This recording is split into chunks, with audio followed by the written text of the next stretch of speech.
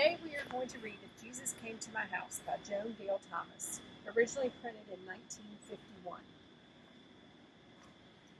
If Jesus came to my house and knocked upon the door, I'm sure I'd be more happy than I'd ever been before. If Jesus came to my house, I'd like him best to be about the age that I am and about the height of me. I'd run downstairs to meet him, the door I'd open wide, and I would say to Jesus, "Oh, won't you come inside?" I'd offer him my rocking chair in such a comfy seat, and at the pleasant fireplace he'd warm his little feet. My kitten and my puppy dog would sit beside his chair, and they would be as pleased as I at seeing Jesus there. Then I would put the kettle on to make a cup of tea, and we would be as happy and as friendly as could be. I'd show him all the places that are nicest in the house, the hole behind the stairs where I pretend that I'm a mouse, the little window up above where I can stand and see the people passing down below, and yet they can't see me. And then I think I'd show him the corner in the hall where I'm sometimes rather frightened by the shadows on the wall.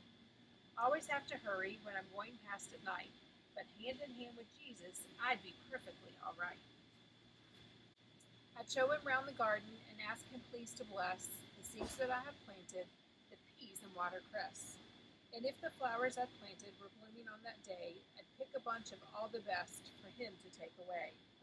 Then while he held the basket, I would gather 2 or 3 of the ripest rosy apples from my special apple tree. And all the little birds would come and twitter up above for joy at seeing Jesus in the garden that they love.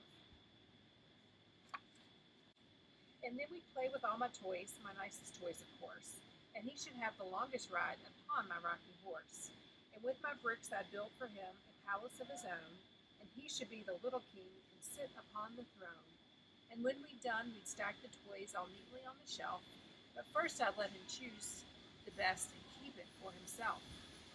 And when at last the day was done and shadows crossed the sky, I'd see him to the garden gate, and there we'd say goodbye.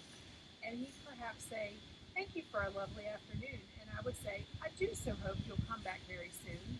And then he'd smile and wave goodbye, and so would end our day, but all the house would seem to smile because he'd been our way. I know the little Jesus can never call on me in the way that I've imagined, like coming into tea, but I can go to his house and kneel and say a prayer, and I can sing and worship him and talk with him in there. And though he may not occupy my cozy rocking chair, a lot of other people would be happy sitting there. And I can make him welcome, as he himself has said, by doing all I would do for him, for other folk instead. And though the house is dark at night with shadows on the wall, I never need be frightened when I'm going through the hall. Although I cannot see him, I still can feel him near, to understand and hold my hand and drive away my fear. The flowers in my garden he may not pick himself, but someone else would like them upon his mantel shelf. So if I know of any one who's old or ill or sad, I'll take them there for Jesus' sake and help to make them glad. I still can share with Jesus the nicest of my toys by lending them or giving them to poorer girls and boys. And though he may not visit me as I have wished he would, yet even so he'll bless my house if I am kind and